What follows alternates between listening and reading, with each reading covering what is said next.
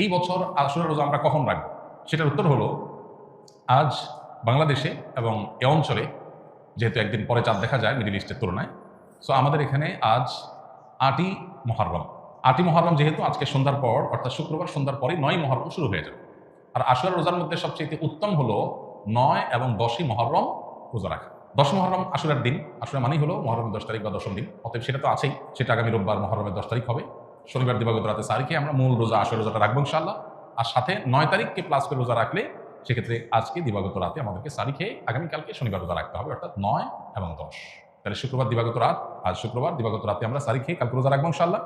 আবার আগামীকাল দিবাগত রাতে সারি খেয়ে তারপরের দিন রোজা রাখবো, তাতে 9 জিলহজ এবং 10 জিলহজ দুইটা রোজাই আদায় হয়ে যাবে ইনশাআল্লাহ। কারণ যদি কালকে রোজা রাখা সম্ভব না হয় তাহলে তিনি শনিবার দিবাগত রাতে খেয়ে রবিবার রোজা রাখবেন, সেটা হবে আশুরার মূল রোজা।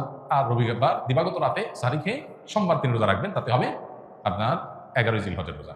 আর